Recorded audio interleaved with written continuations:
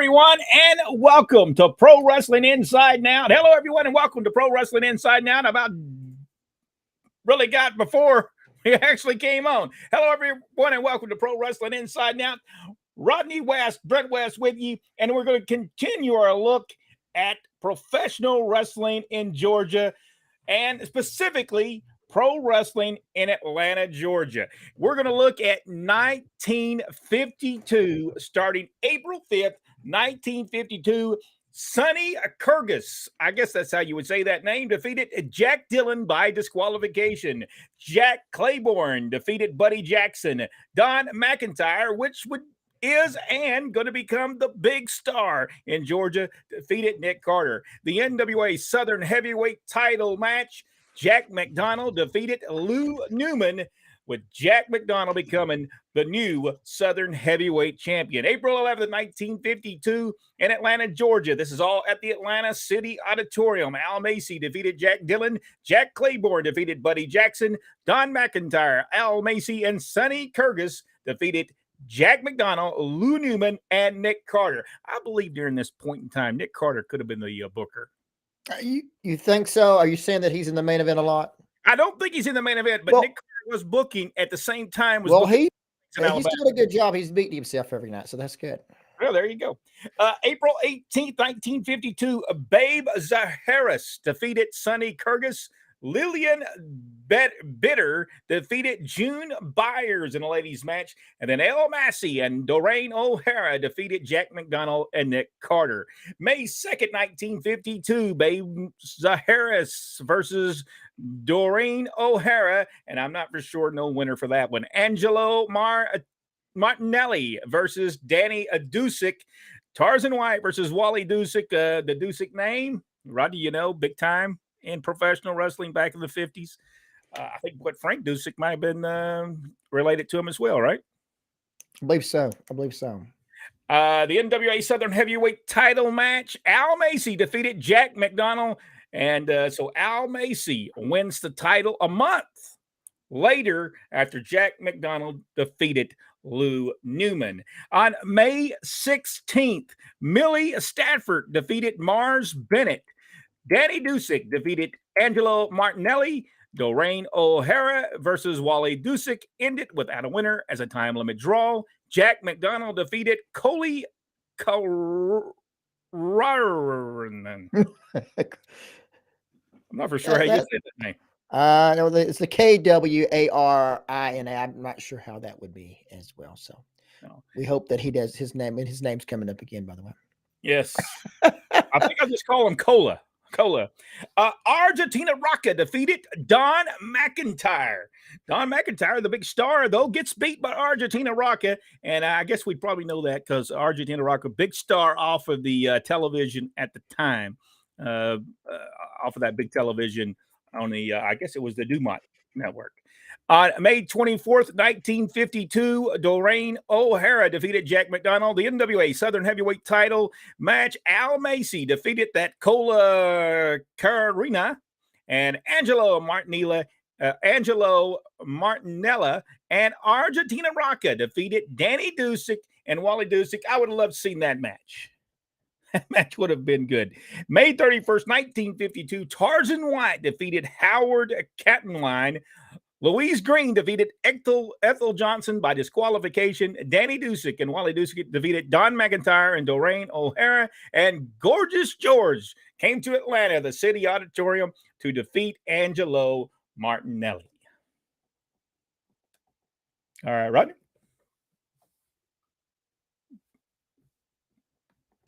Is Rodney still there? Did we lose Rodney? I think we lost Rodney. All right, well, I'll move on and go to the next one then. On June 7th, 1952, Ethel Johnson versus Louise Green. Danny Dusick and Wally Dusick versus Don McIntyre and Tarzan White. Who won that? We don't know. The NWA Southern Heavyweight Championship, Al Massey went against Howard Cattenwine, and Gorgeous George returned there on June 7th, 1952 to take on Angelo Martinelli. We've got to tell you, Gorgeous George, one of the hottest box office attractions of all time. 6,000 people was on hand on June 7, 1952 to see Gorgeous George return to Atlanta. June 13th, 1952, Tarzan White defeated Carlos Rodriguez. Angelo Martinelli defeated Wally Dusek. Danny Dusek versus Don McIntyre ended without a winner as a time limit draw. And Lou Thesz comes the NWA World Heavyweight Champion to defeat Al Macy. At the time, it was the NWA, but not the National Wrestling Alliance. It was the National Wrestling Association. It would be several years later before Lou Thesz would actually take every one of the titles and combine them by beating people. June 20th, 1952, the Battle Royal, Abe Coleman versus Angelo Martinelli. Carlos Rodriguez versus Chief Kit Cox. Danny Dusek. Don McIntyre versus Ike Elkins. And we're going to tell you a story about Ike Elkins in just a moment that's is kind of weird. Don McIntyre defeated Ike Elkins. Chief Kit Fox, that's a very hard name to say, defeated Carlos, and Danny Dusek defeated Abe Coleman. NWA Southern Heavyweight title match. Angelo Martinelli defeated Al Macy and became the Southern Heavyweight Champion. June 27th, 1952, Babe Zaharis defeated Chief Kit Fox. It's a very hard name to say. Mike Clancy defeated Carlos Rodriguez. Danny Dusek and Ike Elkins defeated Eddie Gossick and Abe Coleman. NWA Southern Heavyweight title match. Angelo Martinelli defeated Art Nelson by disqualification. And then on July 11th, 1952, Danny Dusek versus Mike Clancy. He ended without a winner as a time limit draw. Ike Elkins defeated Don McIntyre by disqualification. Babe Zaharis against Eddie Gossick. Many people would probably know him coming up as Eddie Graham. Ended without a winner as a time limit draw. An NWA Southern Heavyweight title match. Art Nelson defeated Angelo Martinelli to win the title. So poor old Angelo only had the title for 1 week. Rodney, you're with us here? Maybe he didn't draw. It could have been true. All right, Rodney, you can pick up right here on August 1st. Okay, we'll see if my internet doesn't collapse again. This time it wasn't Restream. It was my internet service, and I will have a discussion with them momentarily. August the 1st, 1952, Art Nelson, the champion, defeats Don McIntyre by disqualification. Al Macy versus The Brain. Time limit draw in that one. You think it was Bobby Heenan? I don't think it was. I don't think it was either. Muscles, and I would love to see this guy. Muscles versus Eddie Gossett. The Southern Heavyweight Championship on the line. Art Nelson versus Don McIntyre, winner unknown. Baron Michel Leon defeated Babe Zaharis. August the 8th, 1952, is Babe Zaharis versus Ike Elkins. Ended without a winner because of time limit draw. Black Monster 1, Black Monster 2 defeated Mike Pedosis, I'm going to say that's what his name is, and Al Macy. Southern Heavyweight Championship match. Art Nelson defeated Don McIntyre. The Great Togo defeated Abe Coleman. August the 15th, 1952, it's Pee Wee James versus Irish Jackie. Black Monsters 1 and 2 defeated Mike Pedosis and Ike Elkins. Southern Heavyweight Championship match. Art Nelson versus Don McIntyre. August the 22nd, 1952, Babe Zaharis versus Mike Pedosis ended in a time limit draw. Ella Waldick defeated Cora Combs. Cora, awesome wrestler. Muscles versus Al Massey. And then, of course, Art Nelson versus The Brain with the winner unknown. August the 29th, 1952, it is Babe Zaharis defeating Eddie Gossett. Al Macy defeated Ike Elkins. It's Cora Combs defeating Ella Waldick. The Brain versus Michael Pedosis. And of course, that was a time of the draw. Muscles defeated Art Nelson. What is this Muscles guy was? We got to figure out who Muscles is. Yeah. Yes. He might be some kind of gangster. Muscles. Muscling in on other people's business. September 5th, 1952, Mike Clancy versus Ike Elkins. Super Zebra Kid defeated Al Massey. Don McIntyre and Mike Pedosis, I hope I'm saying that right, defeated Black Monsters. And it's the Southern Heavyweight Championship match. Tarzan White defeating Art Nelson. And if I'm not mistaken, that would be a title change. Art Nelson and Tarzan White both tremendous wrestlers. If you've ever seen videos of them, they were tremendous. And big old dudes, both of them. September the 12th, 1952, Babe Zaharis versus Mike Clancy. This is all again at Atlanta City Auditorium, Atlanta, Georgia. Al Macy versus Jack Steele. Super Zebra Kid versus Tarzan White. The Black Monsters went against Don McIntyre and Mike. How did you say you think he said his name? I'm going to say Piodosis is what I'm saying. Piodosis. I'm not sure. But it's okay. I mean, we've butchered other people's names on this program, especially the I'm interested in seeing the Black Monster 1 and 2. Yeah, yeah. I've not been able to find any photographs of it, but as you go back and you see the video that we put together that will have photographs, you will see some of these wrestlers that we're talking about and who they are. So be looking for that. Let me tell you about a story about Big Ike Atkins. His name was James Davis. Ike Atkins was a former college football player from Duke University. He had a brief career in the NFL playing for the Green Bay Packers and the New York Giants. After serving in the Army and fighting in World War II, he began his pro wrestling career in 1946. Ike Atkins was mostly a journeyman wrestler who competed in several territories, including Georgia, Florida, the Carolinas, Amarillo, Texas, San Francisco, Calgary, Canada, and Japan. Fellow wrestler Don Leon Jonathan was once asked who were the toughest wrestlers he knew, and he named Danny Hodge, Bronco Lubitsch, and Ike Atkins. That must have been when Bronco could get up and down. Yes. During that time. There's a reason why. He lasted as long as he did, and I would assume that was showing respect for the many years he given the wrestling business. Yes. And Ike Atkins as his top 3. That's pretty good praise coming from Don Leon Jonathan. I mean, pretty good praise. Elkins also wrestled under mask as the Clawman and the Mask. Was that say Rasputin? Yes, Rasputin. Yes, Rasputin. Okay. He was a frequent tag team partner with Eddie Graham and won titles with him in Florida and Georgia. Aside from his wrestling career, Atkins dabbled in acting and appeared in a few Joe Paloki films in the 1940s. Big Ike's wrestling career lasted over 20 years, with his last match coming in 1967 for Georgia Championship Wrestling. He wrestled Bad Boy Hines in Atlanta and suffered a broken collarbone as a result of that match. Instead of seeing a doctor, Elkins decided to go back to his hotel room. While he was sleeping, his collarbone split completely and cut up his insides.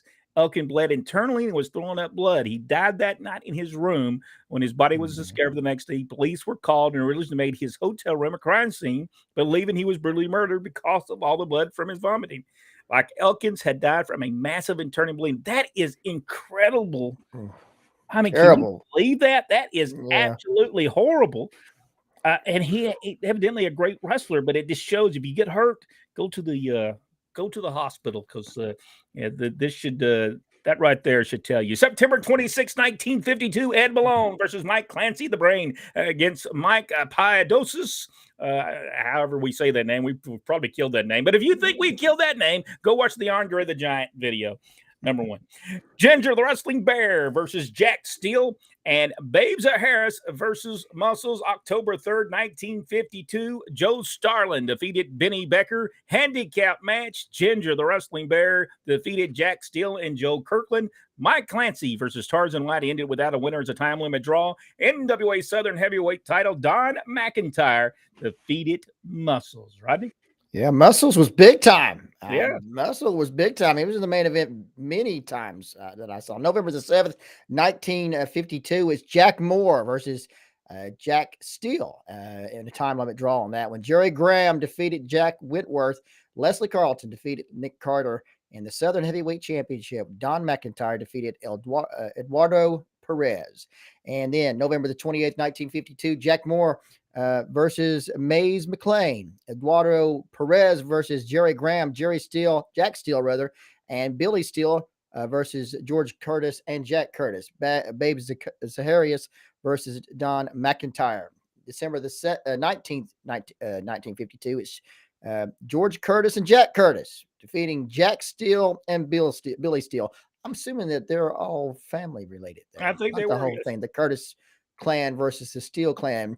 Maze McLean defeated Jerry Graham in 31 minutes. I think is what it says. Red McIntyre defeated Kawari. We tortured those names.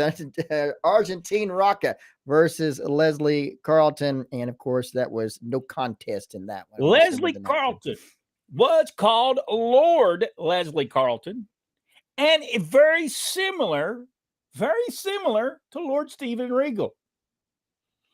If you go back and see, he actually had a butler.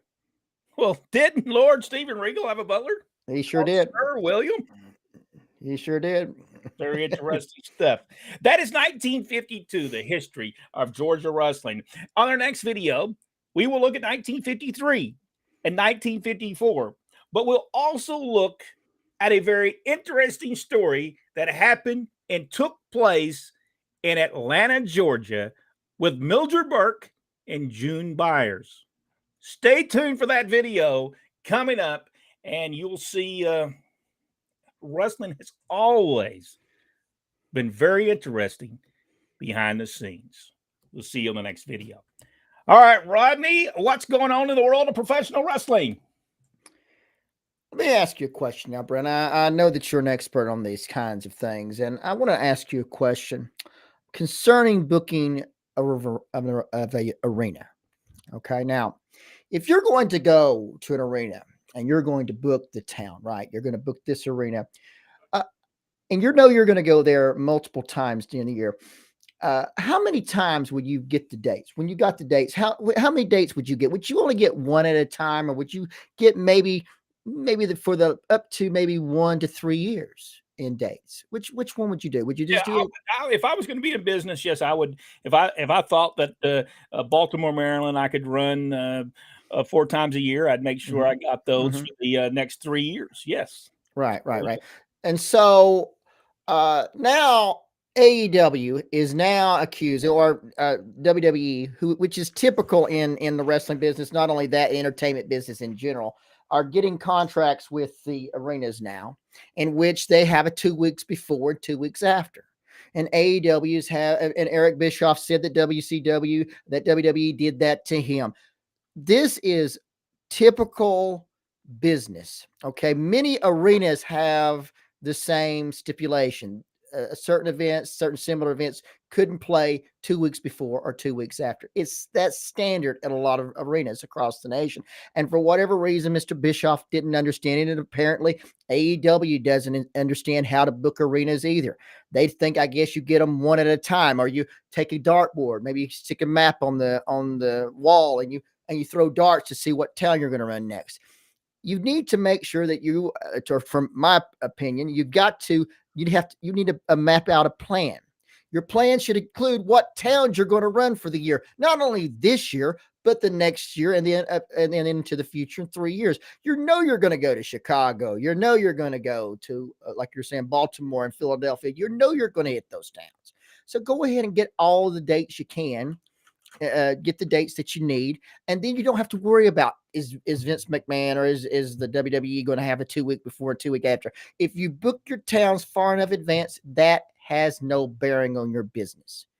That's so just Eric Bischoff did not understand while he was promoting World Championship Wrestling that he needed to book these towns ahead of time. Don't he know territories knew that we need to book the next year on Mondays? We're going to run Birmingham, Alabama. What do they do? Now we're only going to book it from week to week. So if you can book somebody in there, do it. What kind of morons are running these wrestling companies? Well, we know that WCW did in fact wait to the last minute to book the towns.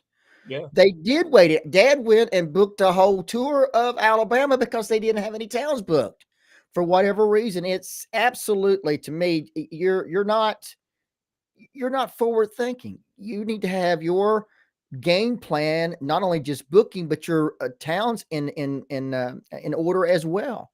And I just thought the whole thing, and it came from Eric Bischoff, and now this is going to be another thing that Tony Khan runs around. Looks like he's the Geico caveman running around. Me don't understand why we can't get the buildings. What the heck? What the heck, Tony? Get out and book them. The fact of the matter is, the thing about it is, and all of this was about WCW and Bischoff wanting to run Madison Square Garden. You simply don't. You're not going to run Madison Square Garden. No, You're that was not going to run Madison. No, Vince Senior locked that in years ago. But yeah, you would think so, Richard, but apparently this is not what they're doing. And now they're complaining and Nick Khan, I understand, not Nick, but Nick Khan, WWE is now wanting the 2 weeks before, 2 weeks after. That's standard. That is standard. And most arenas already have that clause in every contract, every rental contract. When we were booking circuses, we could not go in any entertainment event that was close to a circus. And that meant if we were booking, if they had Sesame Street in there, they would not allow us. Yeah. And that was back then, it was 30 days before and 30 days after. Yeah. That they wouldn't allow us to book. And we guess what we did? If we couldn't run Birmingham at the Boutwell Auditorium, we went to the State Fair Arena. And if we couldn't run the State Fair Arena, then we went to the Birmingham Jefferson Civic Center. We didn't really go to Birmingham Jefferson because they had that kind of sold up. But you could either go to the Boutwell Auditorium or you could go to if WWE decides they want to run that 6 times a year, then guess what, Tony? You're not going in there. So if you think you want to run Birmingham, Alabama, or you want to run those towns, book the towns, put the deposits up, and shut your mouth. Go and book the towns in advance. Exactly right. You know you're going to Chicago. You know you want to go to Boston and to, I think we're in Hartford last week.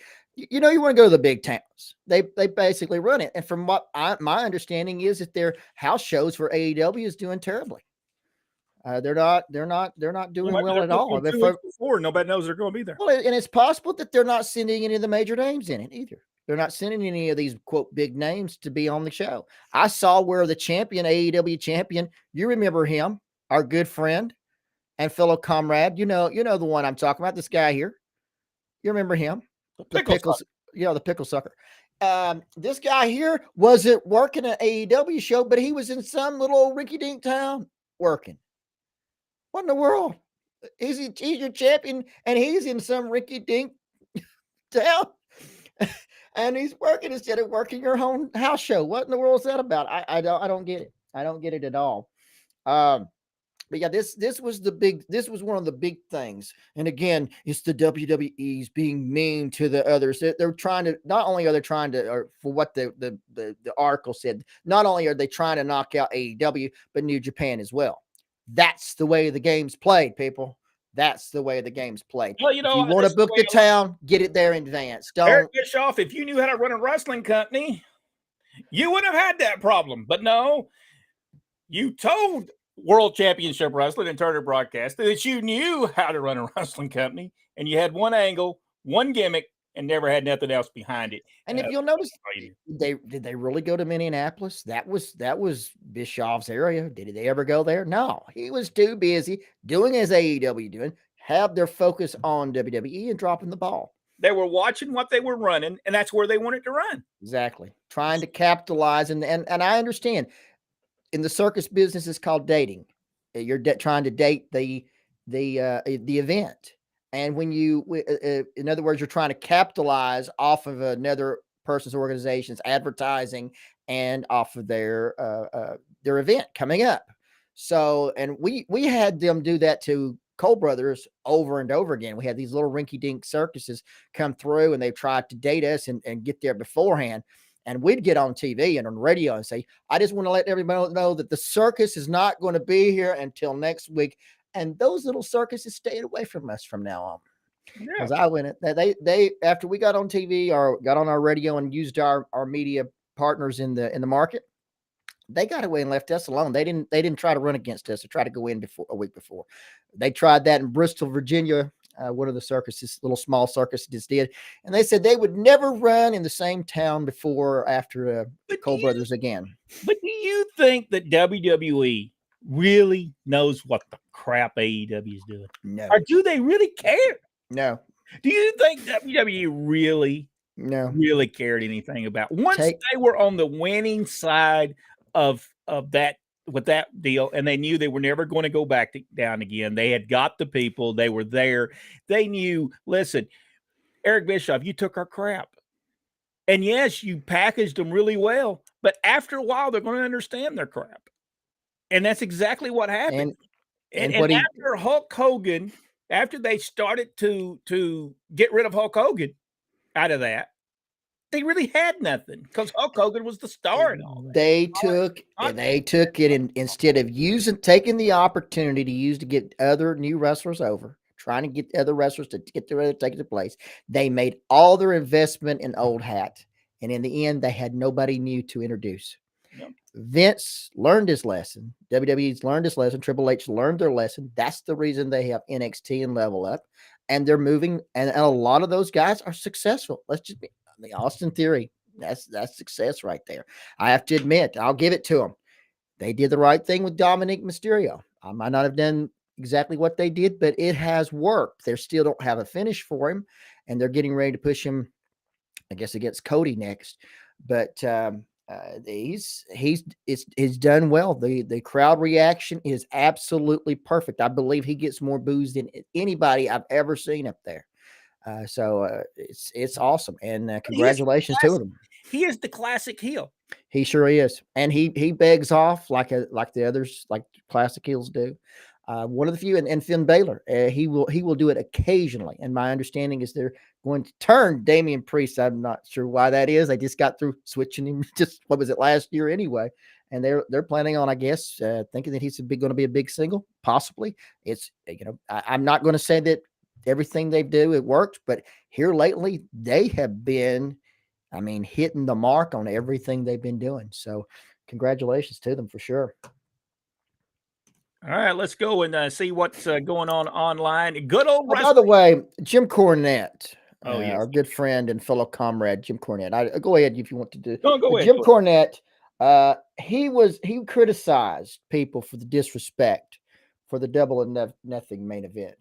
He said that because they had all of those, that the AEW roster disrespected the main event because they had no rules in all the matches, as if the rest of the roster had anything to say about what was going on in every one of those matches. They didn't.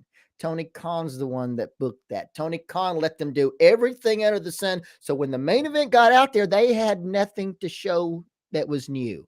They could do nothing different than they've already seen. So when they got there, it fell flat. That's not, Mr. Cornette, not the fault of the roster. It was the fault of Mr. Khan not knowing how to put together a show.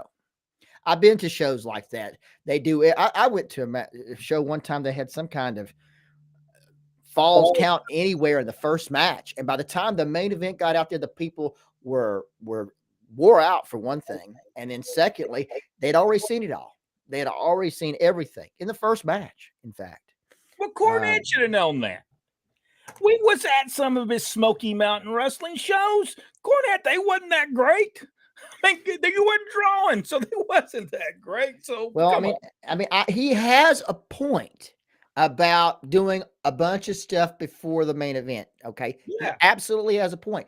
But the fact of the matter is, it's not the roster or the wrestlers that's the issue. It's your person that's putting the show together that's the issue. We learned very quickly in wrestling business.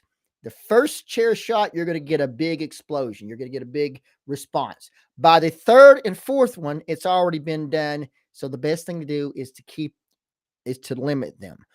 Same thing with choke slams and other pile drivers. You only do them once in a show. You don't just keep just doing it over and over and over again. Kind of like WWE and contract signings and running into the steps. All right, let's see what people got to do. Robert Sutton, good old wrestling like it meant to be. 1952 Georgia. Tremendous amount of talent. A lot of people might not know who Art Nelson is, and a lot of people might not know who Tarzan White is, but major stars in wrestling that when you get into the 60s, they are major stars in Georgia. Don McIntyre now has become a huge star in Atlanta, drawing a lot of money. You could tell main events. He's main eventing everywhere. He is the guy in Georgia at the time, and we'll start seeing as we move through Atlanta and we get to the 60s, and you see what's going on in the 60s. Paul Jones, very smart in that. And I do believe maybe at this time, Nick Carter could have been the booker at this time. Don McIntyre probably was helping as well. Paul Jones was probably putting his, but I think Nick Carter could have been the booker because he was booking many places during that time. Can't wait to see it. Does that say Brian Licious? Yeah. Oh, by the way, people ask about Jack. Jack is not feeling well. He said he got in touch with me, but for whatever reason, my messages, I did not ever get any of the messages. Now, they could have came in and I just didn't see them, but I've been checking all day and they didn't come in. Now, can I clarify something, Brent, now? Yeah, go. I know how. I know what happened. Yesterday, Brent had the stomach flu. Boy, I did. I called him during lunch to see how he was doing, and he really didn't care for that because I woke him up, and he put it on Do Not Disturb and hasn't taken it off. No, I don't think it is. People have called all day today. I just never received no messages, but I'll probably find them now that maybe it's just me that you put on Do Not Disturb. Oh, Richard Hood. Good evening, fellas, from Richard Hood. Don Hester, hello from Don Hester. Robert Grice is with us as well. Richard Hood, what's up, Don Hester? Kevin Penley, okay, Brent, pronounce Ganya. I can do Ganya. Some of those names, though, I cannot. Well, you know that the proper pronunciation of that is Gagny. Gagny, yes. Gagny, yes. All right, here we go. Boxing guy Brian said, hello, Brothers West. Great to see you again, by the way. Stan Lane is not my dad either. That was all over the internet. Yes.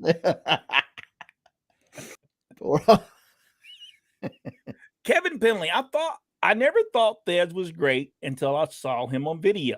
Someone else that was pretty good was Paul Bosch. Lou was a wrestler. There was nothing fancy about Lou Thesz. Nothing he did inside the ring was fancy. But man, when he get in that ring, you knew, number one, you were going to see a wrestling lesson. And I never got to see Paul Bosch. I would love to see Paul Bosch, but I've never seen any videos. I have seen, there is a match of him in Houston. This was it wasn't in his prime though, but there is one. And I have to say, one of the better physiques in wrestling back then. Oh, goodness gracious. Boxing guy Brian said, as historians, love of the business, what do you feel was the best time period for Georgia Championship Wrestling? I know your hearts are early to mid 80s, but what do you think was the true date? You know, honestly, the 1970s, I say, was the best time for Georgia Championship Wrestling. I've also been told that the 1960s was truly amazing in Georgia. So I'm gonna just say the 1960s and 1970s. I'm not going to say I can't say the 1980s. That was when Georgia Championship Wrestling was going down pretty bad. Yeah, absolutely. You can put the date of when they started the Northern tours. It went down. It went down. Now they're doing tremendous business in Ohio, West Virginia, Michigan, but Georgia is dead. I mean, it is dead by that time.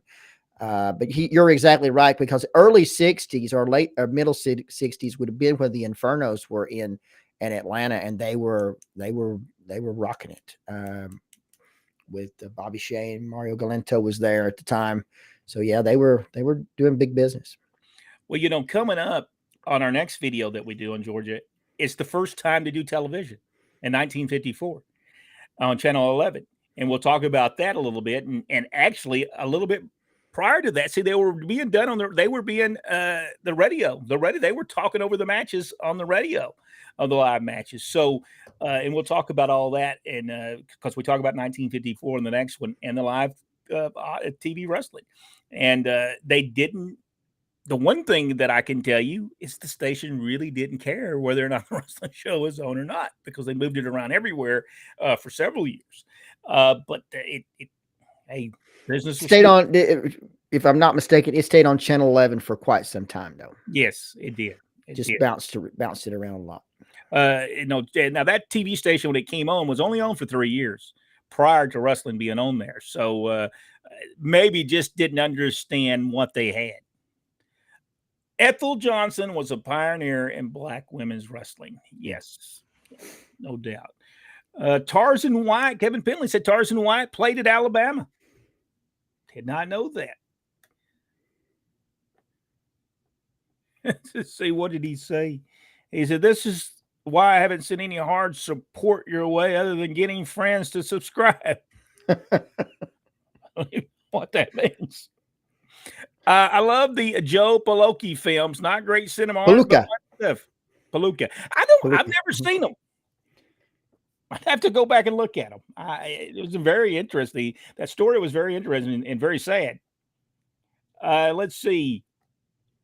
Rick Brooks. I can remember my dad speaking of Ike many years ago from Rick Brooks. He must have been tremendous. But man, to die the way he did was just brutal. I mean, that's just horrible. It's awful.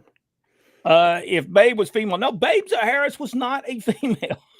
The Muscles was a female. No, Babe Harris was not. But there was a Babe Harris, and it was a female. She was a female athlete. But this is not the same one. And during the when I put the photographs in there, I'll put a photograph of Babe and his wife. His wife was actually a wrestler as well, and I will put that on there so you can see them. But yeah, Muscles. I don't know who Muscles was, so I couldn't even tell you who the Black Monsters was. I couldn't find anything on them. Mickey Mayfield. My dad used to talk about a wrestler back in the day called Baby Huey. Anyone know anything about him? He is coming up on our list, if I'm not mistaken, Brent. Oh, is he coming up on it? I believe he's on the list for coming up. Yeah. All right, there you go. So, Jack, what have you done to Jack Lord? He will be back with us next week. Jack has, if he would have done the show tonight, it would have been from his bathroom.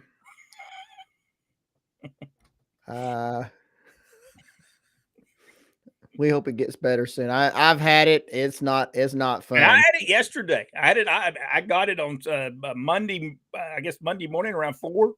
And I did not get out of bed until this morning at 6:30. That was the first time I ever got out of bed. I was sick. Well, I did get out of bed. I had to run to there. I did a lot of running back and forth from restroom back. So it's not a fun thing to have. So if you get that stomach flu, you don't want it. Mickey went by Teenage Huey, and now does spot shows under Old Fart. Wait a minute. That's old Mako. That's who this is. Mako, yes. It's old Mako. Yeah. I know who he is now. Yes. Michael Barr. Hello, all. It's all coming. It's getting clearer to me now. Randy, they don't book those arenas a year in advance. Yeah, you should. If you know you're going to run, we would get them as especially Alabama. We would get the dates as much as we possibly can. Now, just because you had them does not mean that if a say a convention or a multi-day event wanted to come in, that they wouldn't say, okay, and we always work with the arena. They would always give you plenty enough time in advance to try to find an alternate place. But and that's just good business to work with the arenas, because they'll work with you when you're doing that. But yeah, they should always book. You should try to book as far in the future as you possibly can. That way you don't have a problem like they're having now. But they shouldn't be a problem. Vince and them don't run all over the country. They don't run the same. They're wanting to come in on top of them is what they want to do. They want to try to, as I said, capitalize off their advertisement and off their name. They think that wrestling means wrestling, and in some cases they might be right. But I think the fans are sophisticated now that won't work. It simply won't work. They know what the WWE is. And they certainly know it ain't AEW. No. That's just no doubt about that. Scott Burke. Hey, guys. How you doing, Scott? Michael Barr. To book for the future is more business-like. Yes. Mako will not. I have a feeling Mako got in trouble, and he had to come back with another name. It's very possible. And he is correct. 500 in Canadian is now $2.50 in the United States. That's the way it's going here. Should promotions book 6 months in advance or a year and plan for injuries in that span? You know what? Here's my take on that, Roddy. See what you think as far as booking. And we're talking about booking, not really booking arenas, but I think he's talking about booking wrestlers. Here's the thing. When Hulk Hogan was the WWF heavyweight champion, they would say, okay, here's the match. Don't do anything crazy during this match, but let's do this, this, and this, and this, and the people will be happy. But don't do too much because we can't get you hurt because a month from now you're at WrestleMania, so you can't get hurt for that. And they made sure the guys didn't get hurt. I don't understand. If you'll notice, Roman Reigns don't do anything stupid to get himself hurt. He don't do stupid moves. He might get hurt, but it's going to be an accident. Why reason he got hurt? It's not because he did something stupid. He's not doing any dives out of the ring. No, he's not doing any stupid stuff like that. So I think you can book it if your bookers understand the wrestling business and understand. Do not do this, and this that you did on TV here tonight. Don't do it. Yeah. And another thing that they did, and we'll just, I'm just full disclosure. A lot of the wrestlers worked hurt. Yes, they did. And it's because if you're out for any longer time, you lose your spot. Yeah. You lose your spot. So you might be right in the middle of something right now. If they have to replace you, you may not be back for after you're back. It may be months before you're able to be pushed back in the top position again. So the best thing to do is lots of times, like I said, they'll work sick to keep their spot. But they make a big deal out of someone getting hurt when all you do is just push somebody into that spot. So all you have to do is just push them. And they would work around an injury. Yeah. They would work around an injury. I know Dick Slater he had hurt his back. And he was still wrestling, and why in the world he was against Bob Armstrong in Columbus, Georgia, and Bob was giving those big punches, and Slater was going up and over the top rope, and we're thinking, well, if he's hurt, we can't tell it. But yeah, they worked hurt lots of times for sure. Well, because they had to, they didn't get paid. Well, and can you imagine at that time, Slater was a Georgia champion, and to have him hurt, the show had to go on, and he was a trooper. He went out there and got it done. And they would work around. They would work around the injuries. Yes, they would. They would work around the injuries. Not getting away from wrestling, most performances by musicians have to be booked from a year to 6 months ahead of time. Wrestling the same, and it should be. Sure. I don't know why they're not doing that. You should have your route done. I used to get one with the circus. They didn't have we would start out in the first of the year, and they didn't have the route done. They were still trying to work some of the other ones in. But to me, as I always asked them, I said, why not have us as marketing directors book the dates for the next year? You're going back to that same market again. Why not just go ahead and book it before you leave the town? We knew we were going to Dothan. We knew we were going to Panama City. We knew we were going to Albany, Georgia. We knew we were going to hit Atlanta, Hampton, Georgia. Valdosta. We're going to hit all of them. We're going to go to Mobile. Yeah. We didn't do Pensacola. Yeah, we did Pensacola, didn't we? Yeah. Pensacola was a great town for the circus and for wrestling, for that matter. Not a lot for Ron and them. We was there sometimes. You could shut it. That's because they killed it off. But we got there after they killed it off. Yeah, they killed it. They were good at killing the territory. Yeah, they killed both Pensacola and Mobile. So yeah. That was a double whammy. And when you do something, they did it right. Yeah, they didn't halfway do it. No. They took it from 5,000 to 500 in 1 week. That's that they weren't going to play. How is Jack doing tonight? He's doing all right. He's just he's got the stomach flu, and he'll be back with us next week. I didn't think I was going to be here. I thought, hey, I hope I'm over this thing before To clarify, Rodney, at least you're not in Yes. reverse this week. I'm not mirrored tonight. I'm not. Yes, you can read the right way. Michael Barr would say, I would say for the mid 70s up to the 80s was best for Georgia Championship Wrestling.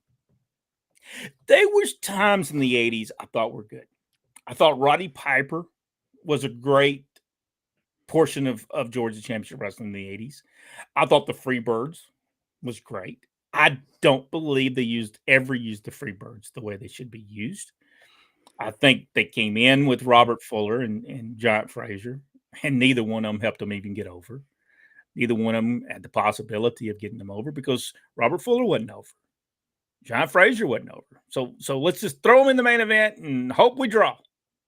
Well, nobody knew who they were. They weren't going to draw. But if you would have took them and they would have done some smart booking, and that would be Robert, and you would have put Mr. Wrestling 1 and 2 against the Freebirds for 3 months, now you would have seen business. But been different because before they were done, I mean, the crowd, TV crowd especially, was cheering for the Freebirds. That was how bad it was. I mean, they were against the Oates brothers on TV, and the people would go, "Let's go, buddy, let's go." I mean, that was so bad. The booking was so bad for that. I mean, it just was. And if you'll notice, the next week or so, Michael started that where he was acting maniacal, and he started slapping people. You remember he was slapping Terry and Betty, and they were trying to get more serious. But it was already at that point. It was already too late. It was already too late. And the fact of the matter is, if they would have stuck someone as equal, even Bob against the Freebirds would have been better. They were. Richard was asking the question, and I think it's come up twice about how bad the houses were in Georgia. The Omni never was full ever. The last big show, I think, the last big sellout was, I would say, it was Thanksgiving tournament. Thanksgiving night was about the last time it was any good. And of course, at that time, they lost the Atlanta City Auditorium. So the formula for Atlanta was basically destroyed. As far as the other towns were going, Columbus wasn't bad. Macon was never good. Augusta was decent always. But they were not drawing the houses before with 2 and Superstar, 2 and Slater in the towns. They were just not drawing the same houses as they were before. Austin Idol and Baron von Raschke not drawing the houses that 2 and Slater was drawing before. They could actually kill your territory. Austin Idol, Baron von Raschke absolutely killed. I mean, it's horrible. Stan Hansen and Slater drew. Yeah. When Stan Hansen beat Slater for the belt, Georgia belt, and they had the rematches all over, they were doing great. And for whatever reason, Slater left. And I think he left because he was going to be booking. He was either going back to Florida or eventually he was booking up in Knoxville later. But because Slater wanted to get into booking in for sure. And he was decent at it. Slater was decent at it. Yeah. It was after, and it was just seemed as if that the crowds fell once they started going to Ohio, and that the weekly shows were not doing as well anymore in there because they were not going to Columbus every week or Macon or Augusta every week anymore because they were doing Ohio tours. And by all accounts, they should have kept Georgia as is and ran, brought extra talent in and ran both a show in Georgia and a town in Ohio and West Virginia. But they did. Later on, Dad was trying to tell them, Georgia's not completely dead. Let's make some investment there, and actually had decent. I mean, the shows were coming up, and I believe that was just a jealousy thing in the end, because Dad was saying, I don't think it's dead. Well, let's make the investment. Dad would bring the cameras to Columbus. He would bring to Augusta and to Chattanooga. That's where the Tommy Rich and Buzz Sawyer stuff started. And it was starting to come, come up. And right in the middle of it, they yanked the rug right out from under them. Yeah. I think it's because they were saying, no, Ronnie, you're wrong. It's dead. Ronnie, it's dead. And then all of a sudden he's showing, no, if we give them something, people will still come. And I think that it made him look bad, so they yanked the rug out from under him. And the fact of the matter is, he probably should have been the booker.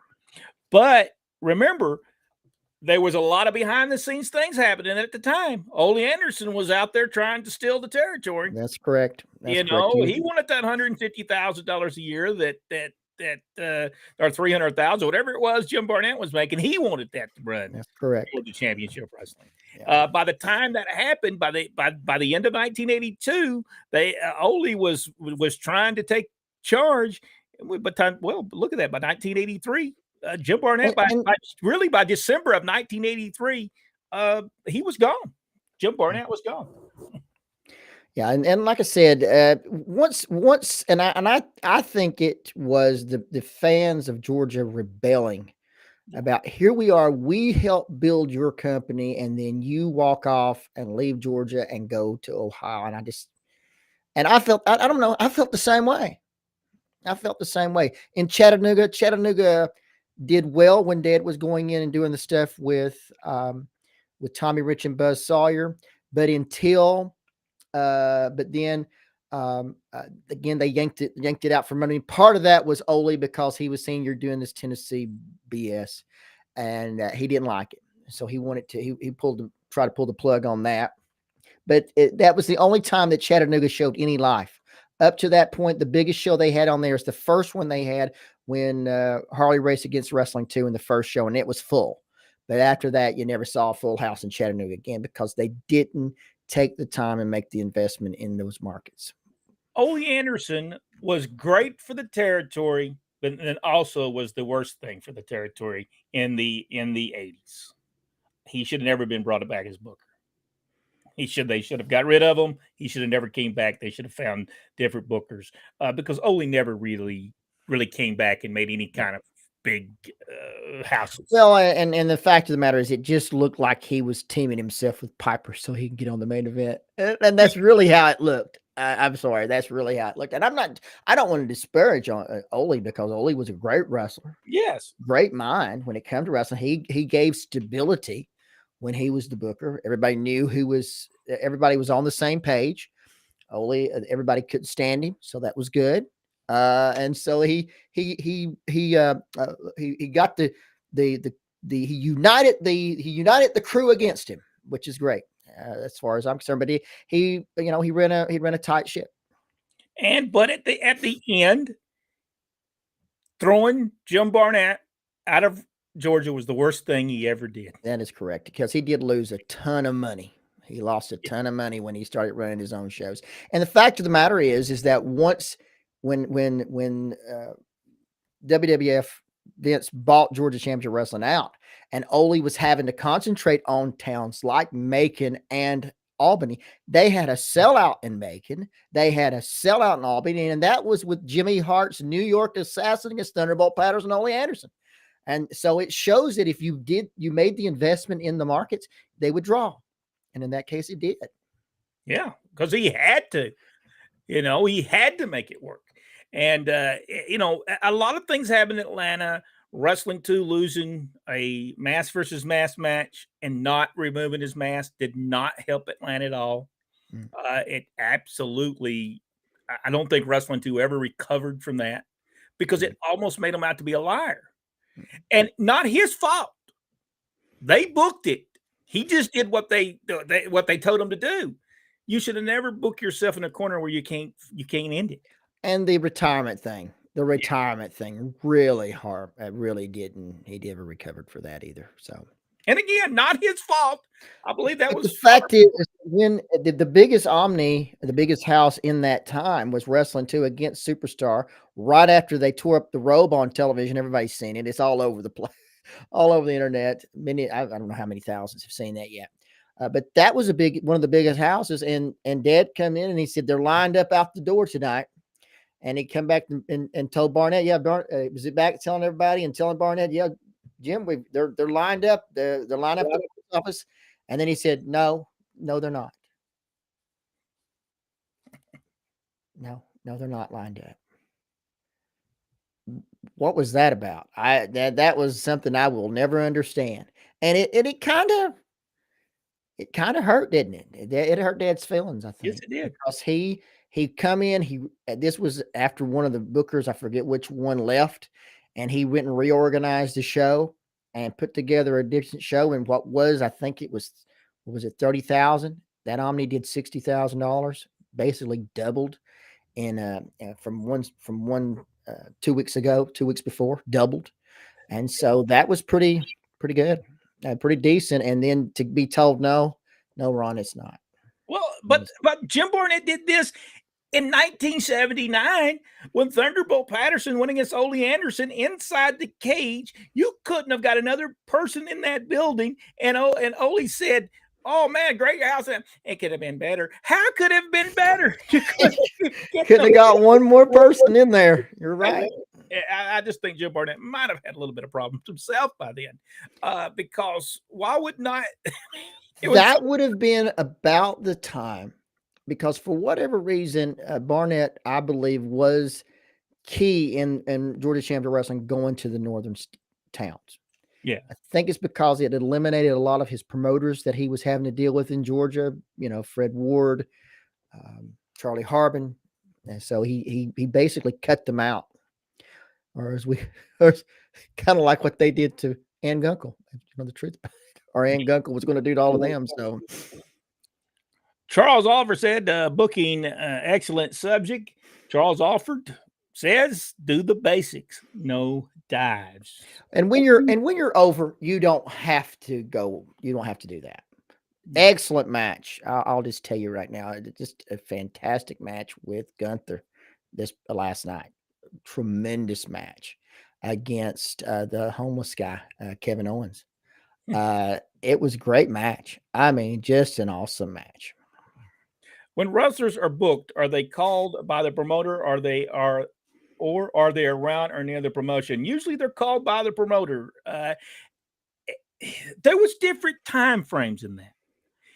There was a time that the bookers would sit with the owners and promoters of the territory, and they would decide who was brought in and who was brought in. At some point in the 1980s, that changed, where the booker just brought whoever they wanted to in. Wasn't even discussed, I don't think, with the owner anymore.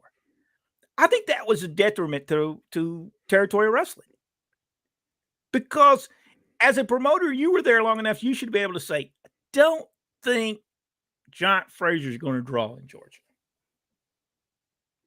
But it could have drawn, I think.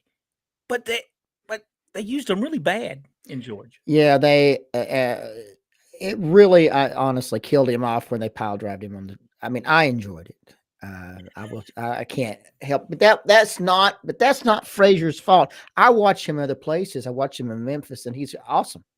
In Georgia, it just wasn't that wasn't going anywhere. They were making him look like crap. Why would you have him sell and give the tag to Robert? That doesn't make any sense.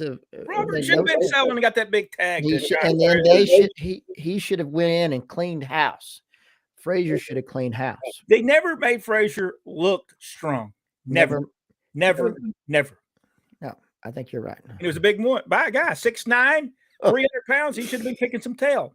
But bookers usually brought in their own talent. But in the 70s, even the 60s, Dad would talk about Nick Gulas would sit down with these bookers and say, "This is who we're getting. No, I've used them. No, let's bring them in here and let's do a program with them." I don't know why that changed. Yeah, the Nick Gulas thing. I'm not. What do you think, Brent, would have happened if Dad actually went there? I think it would have lasted for another couple of years, don't you? I think it would have for Nick, because he was going to he was bringing different talent in. But Jim Barnett gave him more money, if you'll remember. Well, brought him back to Georgia for sure. That's what he did. He was in Knoxville and he was off on Wednesday nights, I believe. That's right. And then Nick he offered and was going to bring Schultz and Condrey over, which yeah, that's all you need. Schultz and Condrey would have drew a lot of money at the time. I think Bobby Eaton was there as well. Rocky Brewer, which was not a bad wrestler. No, it was Pat Rose still there. I think Pat Rose was still there as well. And yeah, it was Gorgeous George Jr. was there as well. Yeah. Boxing guy Brian, I just wish there was anything in modern wrestling that could get me emotionally invested, but I just don't care about any of it. I tried, but nothing. Yeah, and you know, it's hard. I was heating up my dinner for tonight before we came on, and I was going to watch Raw, and I just let it play, and I normally don't listen to the sound, and the commentators just turned me off so bad that the British guy who I think could be good, but he's got a decent voice, but his commentary is, like I said, it's childish, really, and how his approach. Tony Richards. My theory is the guys who have input now on booking, as well as Tony Khan, saw the mix of Japanese and Lucha Libre on WCW, as well as the stupid stuff in ECW that forms their booking background. It's very possible. He probably hit the nail right on the head, because from what I gather, they're just rehashing. And from what me and Brent discussed this past week, we think that Tony Khan actually wants to be an on-screen character. We assume that he will manage someone eventually. I would assume, and as my impression is that they're going to do the Elite thing with him as the manager, as kind of like the NWO. So it's just rehash of something people have already seen. Let's replay the WCW days. I don't think I CM guess Punk will be an asset to him this time. I think people will say, well, he'll get hurt in 2 matches. So why even get involved with him? Because he'll get hurt. That is a man with an accident waiting to happen. I'm telling you, there's an accident waiting to happen. Does he do dives off the top rope? I don't know. I think he just gets in the ring. He gets hurt. This thing he steps in. The mid 70s until 1980 was my favorite era too, from Don Hester. Tony Richards. So that's what we see on AEW. Hardy Boys ladder matches in WWE. Cactus Jack jumping off the cages. Yeah. He's right. He's exactly right. I mean, we have, was it Liv Morgan? She's hurt. I saw that Braun Strowman was in Birmingham having an operation this past week. It's a lot of stuff. Michael Ball, I agree, Brent, for the fans and the crowd to know the wrestlers. This is what made the promotion better. There had to be names the fans knew. And what Georgia did, they just got rid of everybody and put the Freebirds and Robert Fuller and John Fraser in the main event. And people went, who are these people? It was the Freebirds came in, and then it kind of just, everybody else gone. Stomper and them came in, and they should be worked in. Yeah. But let's be honest, the Stomper drew everywhere he went, just not this time.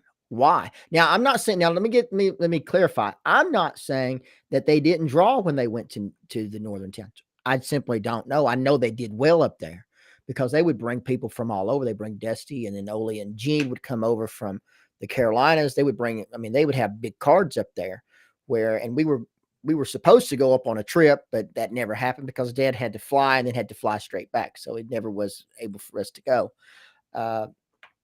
But what we noticed is that we saw the cards for the Ohio, West Virginia, Michigan towns. And when you saw the cards for Georgia, there was a difference of night and day. Yeah.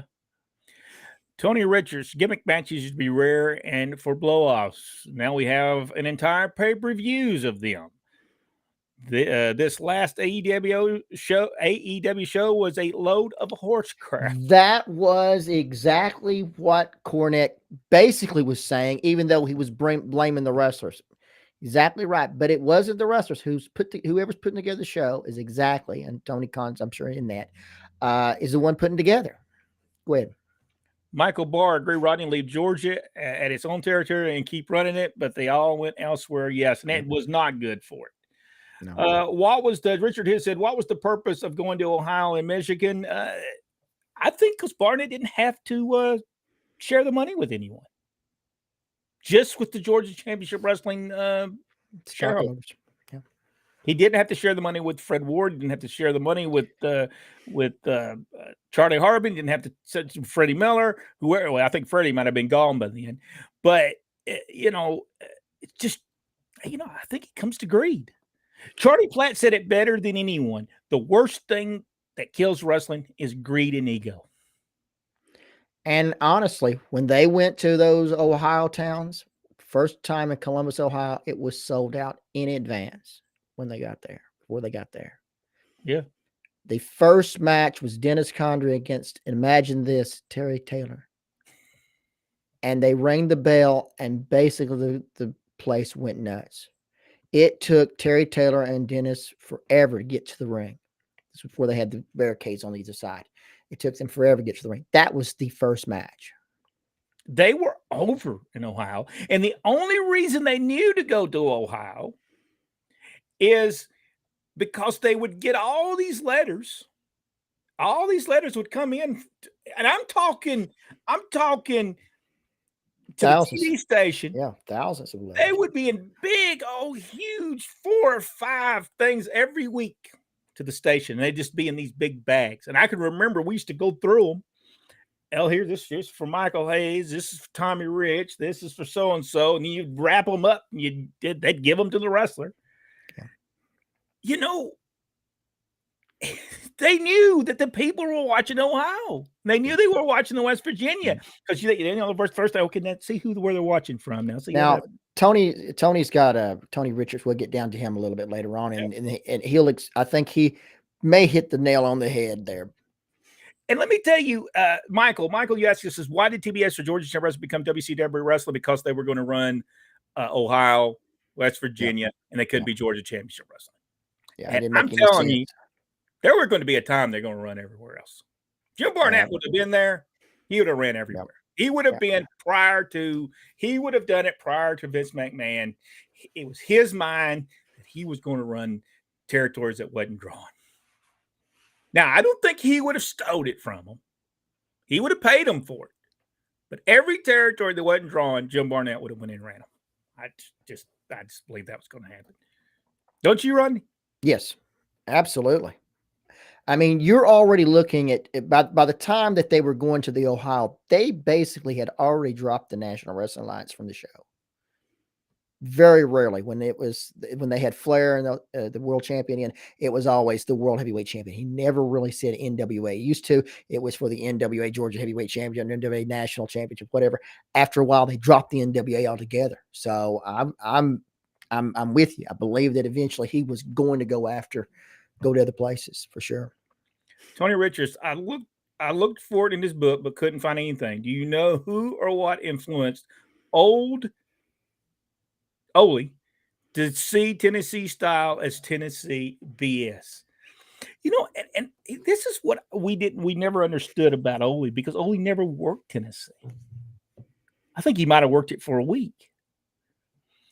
I don't understand where he even got it from, because I'm pretty sure he never. I think that he didn't like coal miners matches. If you've seen those in Georgia, I guarantee you they wasn't Ole. Now, Ole would do tape fist matches. Ole would do Texas tornado matches. Ole would do the Texas death match. He'd do the lights out match. But if you've seen a tar and feather match in Georgia, it certainly wasn't Ole Anderson. That was Ronnie West. If you saw a coal miners glove match, that was Ronnie West booking. That was not, and he did not like any of those stuff. And the main thing about about what he was talking about with Chattanooga and what Buzz and Tommy was doing is because they were up on the stage. They did it both. They did it in Augusta, and they also did it in Chattanooga, and they were on the stage, and that's what he was talking about. And where they were brawling on the stage. And see, Tommy Rich Buzz Sawyer, one of the start of the major feud was Tommy and them they were wrestling. They would get a little bit more. He's getting a little bit more. You know, they were punching. Finally knocked the referee out of the way. Punch. Mm-hmm. They went outside the ring. They fought all over the crowd. Went outside the side door.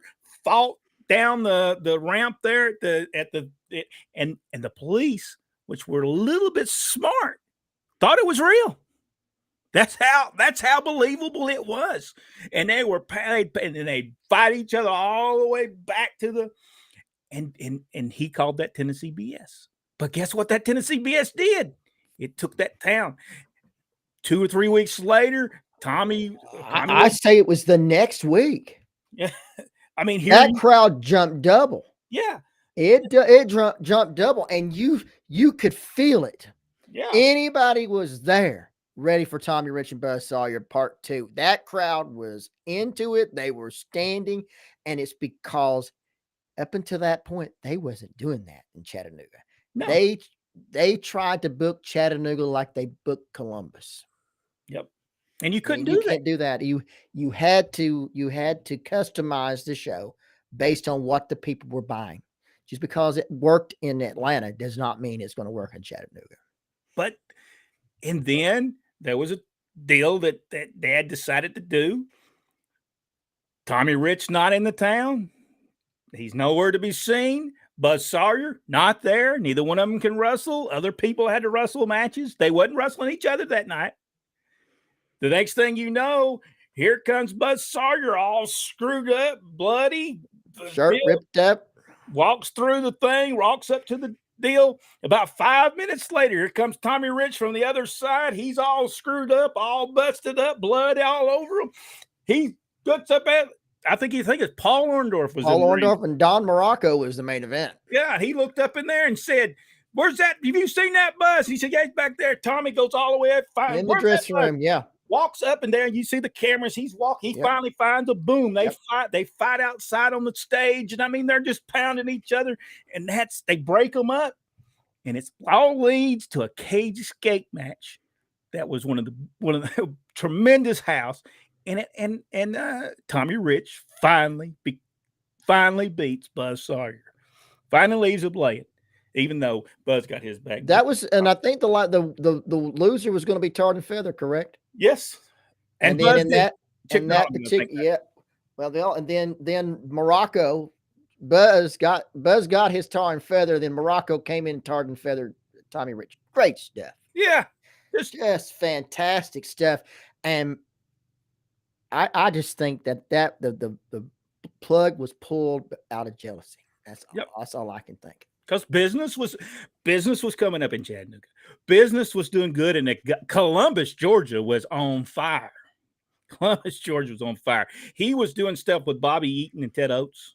That was just tremendous business. It was just a jealousy situation. It was just crazy.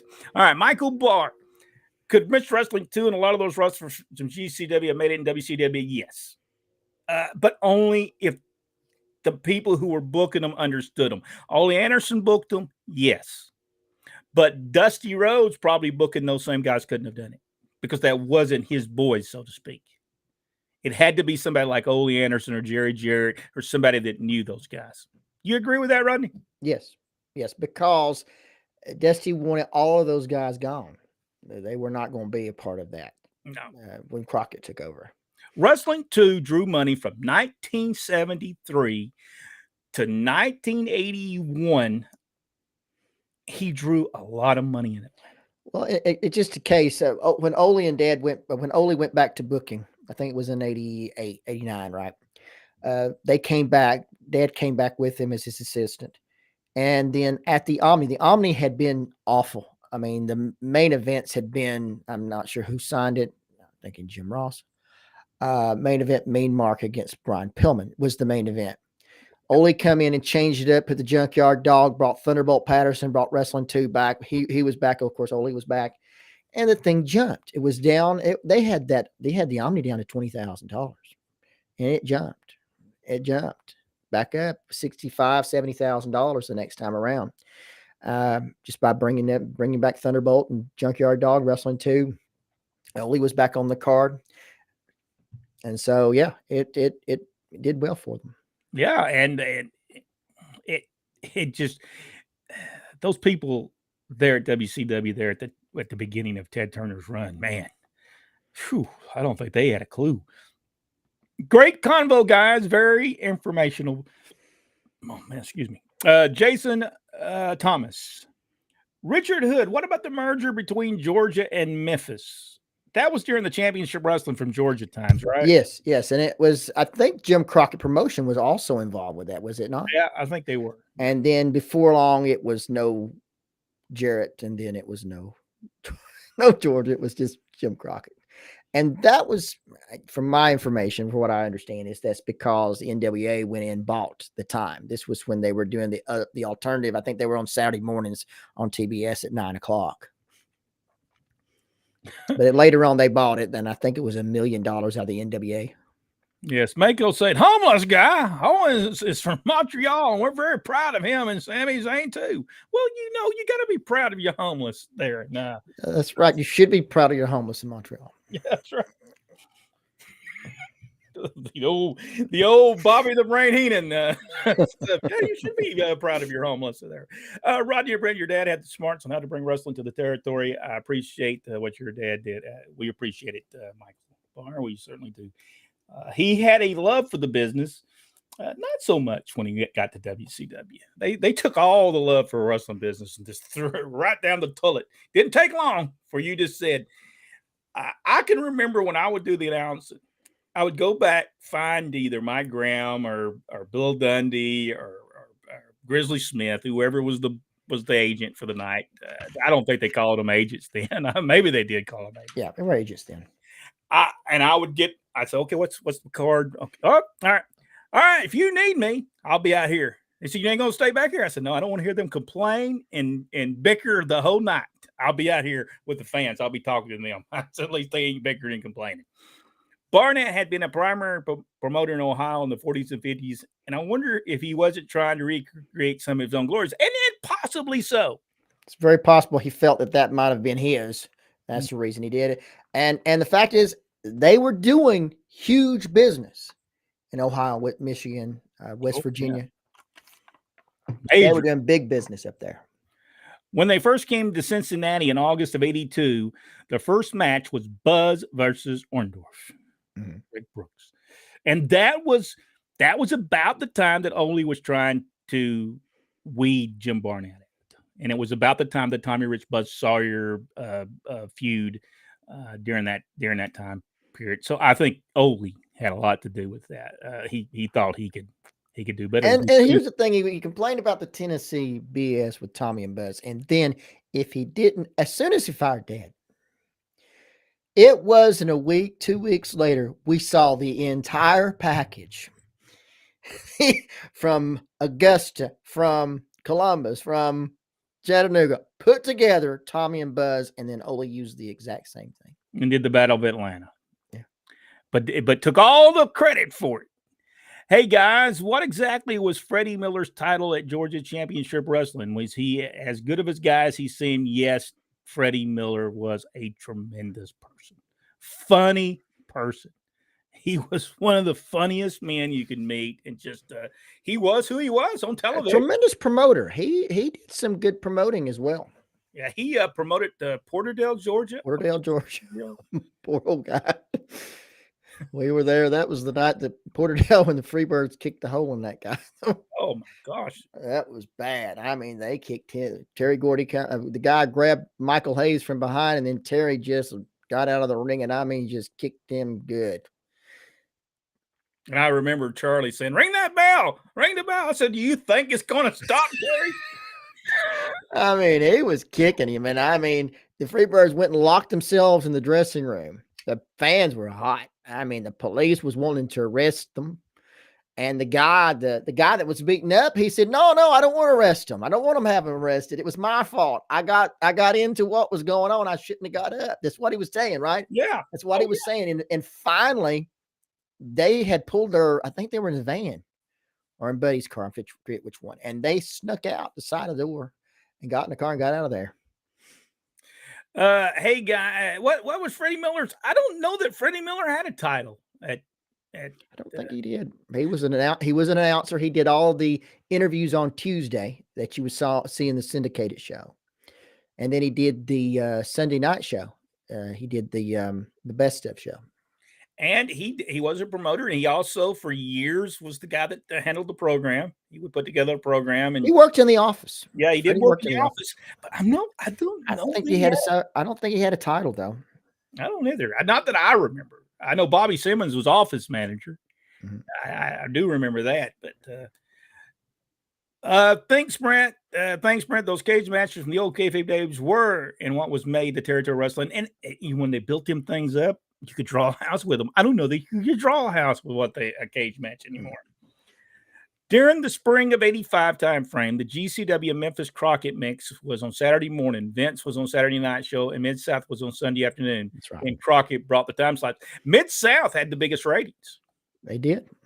And Ted Turner had a deal with Bill Watts in place to actually be the person who was going to put the wrestling on TBS. He was in the process. I already had talked to Dad. Dad was there. I was saying, listen, it's time for you to move back to Atlanta because I think we're going to be on TBS. And I believe he did believe he was going to get it until Jim Crockett took NWA money, $1 million, and paid for the time slot. I think Bill Watts would have done better for that team. It's very possible. Yeah, it would be very possible. He would have to really had expanded his talent. And I believe he would have. Do you think that Watts had the money to invest in the talent like that? I'm not sure. I don't know.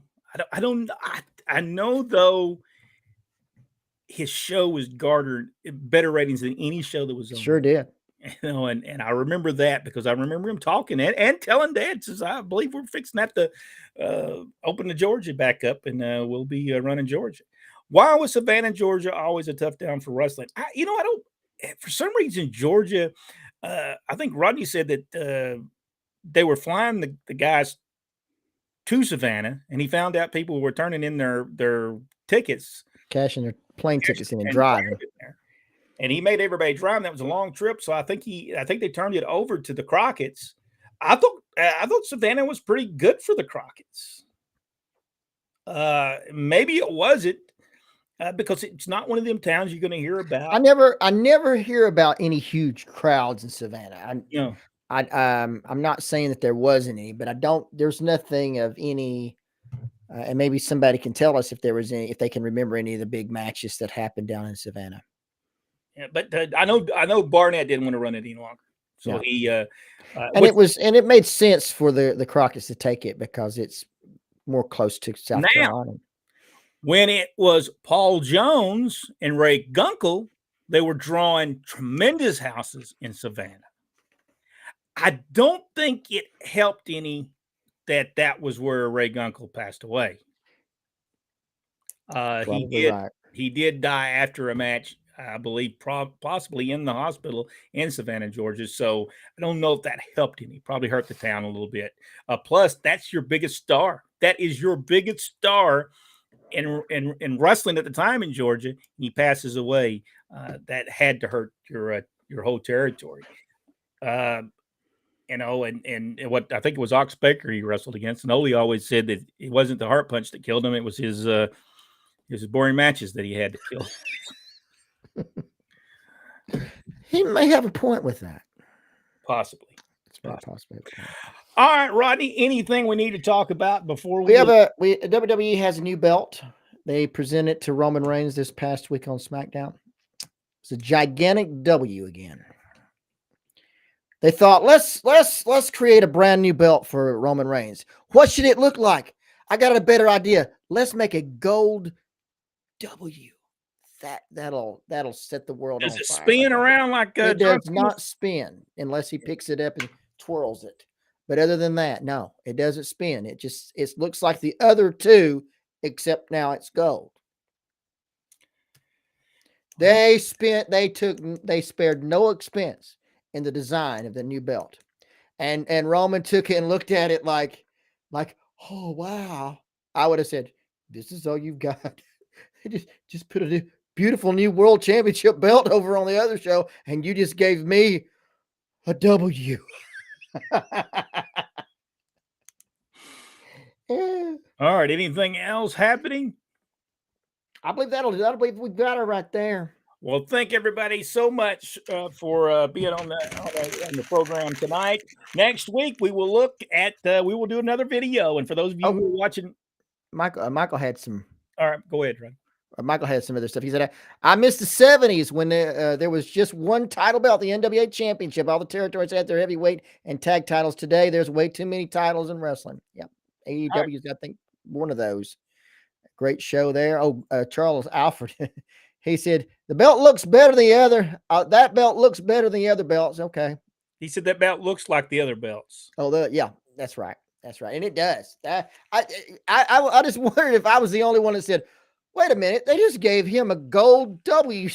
belt. I'm like, what a waste of time. And especially after they just gave the nice one, I think a better looking belt to the world champion on the other show. Crazy. Well, we want to thank everybody for being a part of Pro Wrestling Inside and Out. Next week, we will look at 1953, 1954, the wrestling history in Georgia, as we talk about the first television program that happens in Georgia with promoter Paul Jones and Don McIntyre, who were owning the territory in Georgia at the time. And we'll talk about all the other bull crap going on in professional wrestling today. But we'll talk history first, and then we'll run into what's going on today. Rodney, no problems, Richard. I knew who you were talking about. Rodney, thank you so much. Thank you. We'll see everybody next. I'll accept Randy because I've been called worse. I'll just tell you. You should have heard what Dad used to call us. Correct. On a daily basis. We thought that was our names for many years. All right. Thank y'all so much. And we will see everybody next week right here on Pro Wrestling Inside Now.